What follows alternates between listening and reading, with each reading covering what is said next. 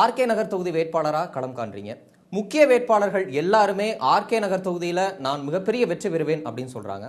அதிமுக துணை பொதுச் செயலாளர் டிடிவி தினகரன் 50,000 வாக்குகள் அதிகம் பெற்று வெற்றி பெறுவேன்னு சொன்னாரு. நீங்க அவரை விட அதிகமான வாக்குகள் பெற்று வெற்றி பெறுவேன்னு சொல்றீங்க. எந்த நம்பிக்கையின் அடிப்படையில இந்த வெற்றி சாத்தியம் நீங்க நினைக்கிறீங்க? நான் 91-96ல இந்த தொகுதியினுடைய எம்எல்ஏவாக போட்டிட்டு எண்ணற்ற திட்டங்களை நிறைவேற்றிருக்கிறேன். நீங்கள் சந்தேகம் இருந்தால் மக்களிடம் சென்று விசாரியுங்கள்.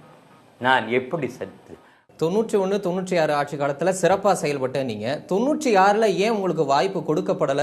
ஏறக்குறைய 26 வருஷம் கழிச்சு இன்னைக்கு நீங்க ஆர்கே நகர் தொகுதியில களம் காண்றீங்க. இதுல மிகப்பெரிய ஒரு வேறுபாடு இருக்கு இல்லையா? அது மட்டும் இல்லை, நான் எக்கச்சக்கமான இது செஞ்சிருக்கேன். அது பின்னால் சொல்கிறேன். ஏன் கிடைக்கலன்னா, ஒரு நல்லவன் இருந்தார் அதிமுகவில். அவர் பேர் தான் எஸ்டி சோமசுந்தரம். அப்பொழுது அவர்தான் பொறுப்பாளராக இருந்தார். அவர் ஒரு பக்கம் இருக்க, இந்த அம்மையார் சசிகலா, அந்த அம்மையார் தங்கள் குடும்பத்திற்கு நான் தொண்டு செய்ய வேண்டும் என்று விரும்பினார். அது நான் செய்ய மறுத்தேன். நான் அம்மாவை கேட்காமல் செய்ய மாட்டேன். நீங்க என்னதான் இவ்வளவு சொன்னாலும் உங்கள் அணியில மொத்தம் 12 எம்பிக்கள், ஒட்டுமொத்தமா 11 எம்எல்ஏக்கள் மட்டும்தானே இருக்காங்க. கூவத்தூர்ல எம்எல்ஏக்கள் அடைத்து வைக்கப்பட்டிருக்கிறார்கள். சுதந்திரமா விட்டுருந்தா எங்க அணிக்கு வருவாங்க. நாங்க இப்ப எல்லாருமே சுதந்திரமா தான் இருக்காங்க. ஏன் வரல? அதுக்குள்ள காட்ட வேண்டியது காட்டிட்டாங்க, பெற வேண்டியது பெற்றுட்டாங்க. அப்ப இப்ப இருக்கிற எம்எல்ஏக்கள் எல்லாருமே காசு வாங்கிட்டு தான் அவங்களுக்கு ஓட்டு போட்டு அந்த அணியில இருக்கிறாங்கன்னு குற்றம் சாட்டுறீங்களா? கண்டிப்பா. ஒரு நல்ல தீவிர சிஐடி ரிப்போர்ட் கால்பார் பண்ணுங்க. என்ன நடந்ததுன்னு தெரியும். அவன் அவமானப்பட்டுக்கிட்டு இருக்கான் பெரிய பெரிய மந்திரிகளை. ஒன்றும் அந்த குடும்பத்துக்கு கப்பம் கட்டாத மந்திரியாக இருக்க முடியாது. அந்த குடும்பத்திற்கு தொண்டு செய்யாமல் தலைவராகவும் இருக்க முடியாது. இன்றைக்கு இவ்வளவு கடுமையான குற்றச்சாட்டுகளை முன்வைக்கிற திரு மதுசூதனன், மறைந்த முதலமைச்சர் ஜெயலலிதாவின் மறைவுக்கு பிறகு திருமதி சசிகலாவை நீங்க தான் கழகத்தை காப்பாற்றணும், அது மட்டும்தான் ஒரே வழின்னு போய் கேட்ட அந்த காட்சிகள் எல்லார் மனசுலையும் இருக்கு. கரெக்ட். அதை நான் ஏத்துக்கிறேன். காரணம், அந்த நேரத்தில் ஒரு புறத்தில் தம்பித்துறை பொதுச் செயலாளராக வேண்டும், இன்னொரு புறத்தில் செங்கோட்டையின் பொதுச் செயலாளராக வேண்டும். இப்படி இவர்களிடையே போட்டி போட்டு கொண்டிருந்த நேரம். அந்த நேரத்தில் என் கண்ணுக்கு எதிரே நின்றவங்க தான். அதனால் உடனடியாக சொன்னேன்.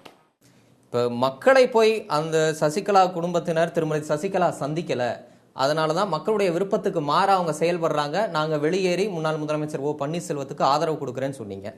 இப்ப அதிமுக துணை பொதுச் செயலாளர் டிடிவி தினகரன் மக்களை சந்திப்பதற்காக வேட்பாளராக களம் காண்றாரு. அவர் நேரடியா போய் களம் காண ஆரம்பிச்சிட்டாரு. இப்ப உங்களுடைய குற்றச்சாட்டுக்கு அர்த்தம்லாம் போயிடுச்சு. பொறுத்திருந்து பாருங்கள் என்ன ரியாக்ஷன்ஸ். என்ன ரியாக்ஷன்ஸ் வரும்னு நினைக்கிறீங்க? பாருங்க, பொறுத்திருந்து பாருங்க மக்கள் எப்படி பேசுறாங்கன்ட்டு. நீங்கள் நினைக்கிறீங்க கலங்கண்ட உடனே அவன் சொல்கிறதெல்லாம் தலையாட்டும் பொம்மைகள் ஆர்கே நகர் தொகுதி மக்கள். அவங்க தெரியாதா அம்மானுடைய சாவில் மர்மம் இருக்கிறது என்று? அந்த மர்மத்தை கண்டறிவதற்கு தானே இந்த தேர்தல். இப்போ நீங்களும் போய் மக்களை சந்தித்து வாக்கு கேட்க போகிறீங்க. பிப்ரவரி 7ஆம் தேதிக்கு முன்னாடி இதே திரு மதுசூதனன் அவர்கள் சின்னம்மான்னு சொன்ன அதே வாக்கியம் பிப்ரவரி 7ஆம் தேதிக்கு அப்புறம் சசிகலா அது கொள்ளை கும்பல், கொள்ளை கூட்டம்னு சொன்னா மக்கள் உங்க மேல எப்படி நம்பகத்தன்மையா இருப்பாங்க? மக்கள் எனக்கு காட்டின எதிர்ப்பின் உணர்ச்சி தான் நான் ஓபிஎஸ் இடத்தில் போனேன். என்னை பார்த்தா வணக்க வைக்கவும் கூட வணக்க வைக்காத போனான். அந்த எதிர்ப்பு அந்த அளவுக்கு எதிர்ப்பலை இருந்தது. அதுக்கு பின்னால் நான் போன பிறகு வரவெல்லாம் ரோட்டில் வணக்க வைக்கிறான். ஒன்று சொல்கிறேங்க, அந்த அம்மையார் மட்டும் இருந்திருந்தால் நாங்கள் எல்லாம் ஓரளவு இருக்கலாம். ஆனால் அந்த கும்பலே ஓபிஎஸ்ஐ ரிட்டர்ன் பண்ணி முதலமைச்சர் எழுதி கொடுன்ட்டு அந்த கும்பலே மிரட்டுகிறது என்றால் நாளை தினம் யாரை என்னை ஏன் மிரட்ட மாட்டார்கள்? ஒன்று சிந்தித்து பாருங்கள்.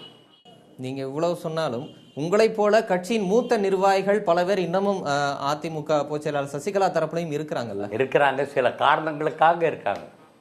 என்ன காரணமா இருக்கும்? யார் இருக்காங்க சொல்லுங்க மூத்த நிர்வாகிகள்? மக்களவை துணை சபாநாயகர் தம்பிதுரை இருக்காரு, திரு எவ்வளவு பேர் இருக்கிறாங்க. அந்த மக்களவை துணை சபாநாயகர் யார் தெரியுமா? இந்த மதுசூதன இடத்தில் மனு கொடுத்து எதுக்கு தெரியுமா? சட்டமன்ற உறுப்பினருக்காக போன மனு கொடுத்தார். அவர் அம்மானுடைய ஃபாலோவர் இல்லை, ஆர்எம்பி ஃபாலோவர். இன்னைக்கு வரைக்கும் நீங்க சொல்லக்கூடிய மிக முக்கியமான ஒரு குற்றச்சாட்டு, மறைந்த முதலமைச்சர் ஜெயலலிதாவின் மரணத்துல ஒரு மர்மம் இருக்கு. அதற்கு நீதி கிடைக்கும் வரை, நீதி விசாரணை தொடங்கும் வரை எங்களுடைய தர்ம யுத்தம் தொடரும் அப்படின்னீங்க. இப்போ ஒருவேளை சிபிஐ விசாரணைக்கு உத்தரவிட்டு அதற்குண்டான நீதி விசாரணை ஆரம்பிச்சாங்கன்னு வச்சுக்கோங்க, இப்போ உங்களுடைய அடுத்த கட்ட நகர்வு குடும்ப அரசியல் அந்த அம்மானுடைய வீட்டில் இவங்களுக்கு அந்த அம்மா வீட்டுக்கு என்ன தொடர்பு? நான் கேட்குறேன், மனசாட்சியோடு கேளுங்க. அம்மானுடைய வீட்டில் இவங்க குடியேறதுக்கு காரணம் என்ன? அது அம்மா வீடு தானே, சசிகலா வீடு இல்லையா? அவங்க அங்கதானே இருந்தாங்க ரொம்ப நாளா, அவங்க பல ஆண்டுகளா இருந்தாங்க. நான் இந்த வீட்டில் குடியிருக்கிறேன் ஒரு 30 வருஷம். அப்போ அந்த வீடு எனக்கு சொந்தமாயிடுமா? இல்லை, உங்களுக்கே தெரியும், மறைந்த முதலமைச்சர் ஜெயலலிதா எங்க போனாலும் அவங்க தான் கூட போவாங்க, உடன்பிறவா தோழின்னு சொல்றாங்க. சில முடிவுகள் கூட அவங்கள கலந்து ஆலோசிச்சு தான் எடுப்பாங்க. நிர்வாகிகள் பலரும் உங்களுக்கு தெரியுமா? உங்களுக்கு தெரியுமா? கட்சியின் மூத்த நிர்வாகிகள் பலருமே கூட்டணி விஷயம் நிர்வாகிகள் பதவி ஆசைக்காக எதையும் சொல்லுவாங்க. நான் எல்லாம் பதவி ஆசைக்கு இருக்கிறவன் இல்லை. இந்த அம்மையாரே என்னை சொன்னாங்க, வாரியத்தாரையும் போட்டுக்கோ. நான் சொன்னேன், எனக்கு அம்மா கொடுத்த அவைத்தலைவரை தவிர எனக்கு எந்த பதவி வேண்டாம். இல்லை, நான் சொன்னேன்னா இல்லையா, அந்த அம்மாவே கேளுங்க. அப்போ உங்களுக்கு பதவி ஆசை இல்லை? எனக்கு கிடையாது. அப்போ இப்போ நீங்கள் எம்எல்ஏ தேர்தலுக்கு போட்டிடுறதுக்கு என்ன காரணம்? தலைமை அந்த ஆட்சி மன்ற குழு எனக்கு கட்டளை இட்டது, அதை நான் நிறைவேற்றி தானே தீரணும்.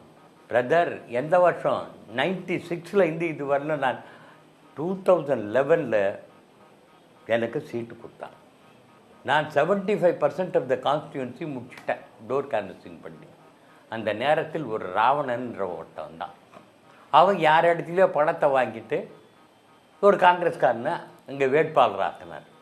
நீதி விசாரணைக்கு மட்டும்தான் நீங்க வெளியே வர்றீங்க. நெடுவாசல் போராட்டமா இருக்கட்டும், ராமேஸ்வரம் போராட்டமா இருக்கட்டும், இந்த அளவுக்கு தீவிரமா உங்களுடைய தரப்புல இருந்து எந்த ஆதரவும் ஒரு நேரடியாக போனாரு நெடுவாசல் போராட்டத்துக்கு. அதுதான் சொல்றேன், ரொம்ப மேலால தான் இந்த பிரச்சனைகளை எல்லாம் நீங்க அணுகுறீங்க. ஆனா நீதி விசாரணைக்கு மட்டும்தான் குரல் கொடுக்குறீங்க. இது மட்டும்தான் உங்களுடைய கோரிக்கையா, லட்சியமா, நீங்க ஒண்ணு சேர்ந்ததுக்கு உண்டான காரணமே இது மட்டும்தானே? இல்லை, பல்வேறு முறையில் போது அவரோட அவைத்தலை பொருளாளர் நடவடிக்கை எடுத்துக்கிட்டு இருக்காரு. குழு அங்கே குழு இருக்குது, அது நேராக ஏற்கனவே போய் பார்த்தாங்களே அம்மா அந்த மீனவர்கள் பாதிக்கப்பட்ட பகுதிக்கெல்லாம். முன்னாள் முதலமைச்சர் ஓ பன்னீர்செல்வம் யாரையோ அவரை பின்னாடி இருந்து இயக்குறாங்க. ஒரு பக்கம் திமுக அவரை இயக்குதுன்னு குற்றச்சாட்டு வைக்கிறாங்க, இன்னொரு பக்கம் பாரதிய ஜனதா அவரை இயக்குது அப்படின்னு குற்றச்சாட்டு வைக்கிறாங்க. இவங்க பின்னணியிலிருந்து தான் நீங்க இயங்குறீங்களா? ஒன்றே ஒன்று சொல்கிறேன், நாங்கள் யாருக்கு பின்னாலும் இயங்கலை. திமுக எங்களுக்கு தொழில் தொடர்பு இல்லைன்னு சொல்லி தினகரனை சொல்லு.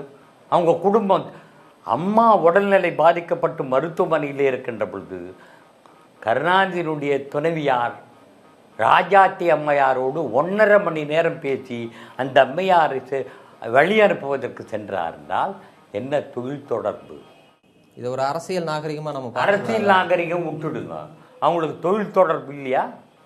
அவங்களுக்கு தொழில் தொடர்பு இல்லைன்னு சொல்லுது திமுகவுக்கு. பாரதிய ஜனதா தான் உங்கள் அணியை பின்னாடி இருந்து இயக்குது. குறிப்பா மத்திய இணையமைச்சர் பொன் ராதாகிருஷ்ணன் இப்ப அமைஞ்சிருக்கக்கூடிய அரசு மேல கடும் விமர்சனங்களை முன்வைக்கிறாரு. தமிழக பாரதிய ஜனதா தலைவர் கடுமையான விமர்சனங்களை முன்வைக்கிறாங்க. ஆனா உங்கள் மீது சொல்லும் போது முன்னாள் முதலமைச்சர் ஓ பன்னீர்செல்வம் சிறப்பான ஆட்சி தான் நடத்தினாரு, அவர் மேல எந்த குற்றச்சாட்டும் இல்லை என்ற ஒரு மென்மையான போக்கை கடைபிடிக்கும் போது இயல்பா அந்த சந்தேகம் வருது இல்ல? ஓபிஎஸ் நல்ல நிர்வாகம் தரலையா? சொல்லுங்க, அதை நீங்க சொல்லுங்க. இல்ல, அதனாலதான் பாரதிய ஜனதா பின்னாடி இருந்து இயக்குது. பாரதிய ஜனதா இயங்குக்கு நாங்க என்ன பாரதிய ஜனதாவோட ஒப்பந்தமா போட்டிருக்கோம்? அவங்களோட கூட்டணியை அமைச்சு மறைமுக ஒப்பந்தம்னு சொல்றாங்க. யார் சொல்றாங்க? நான் சொல்றேன் எடப்பாடி பழனிசாமி பிரைம் மினிஸ்டரை பார்த்து துண்டு போட்டு நீங்க சொல்றதெல்லாம் நான் கேட்கறேன் சொன்னாரு. அப்ப எடப்பாடி பழனிசாமி மோடியோட தொடர்பு வைத்திருக்கிறாருன்னு சொல்லலாமா? அது மத்திய அரசும் மாநில அரசும் ஒரு நட்பு ரீதியா போய் சந்திச்சு கோரிக்கைகளை முன்வைக்கிறாங்க. அன்றைய தினம் ஓபிஎஸ் அந்த நட்போடு தான் சென்றார். எங்களை யாரும் இயக்கவில்லை. நாங்கள் லட்சியத்திற்காக நிற்கிறோம், லட்சங்களுக்காக நிற்கவில்லை.